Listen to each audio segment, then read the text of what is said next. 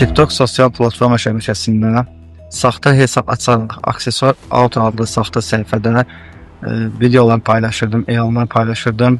Oradan avtomobil ehtiyac hissələri satışı adı ilə insanları WhatsApp-a dəvət edirdim.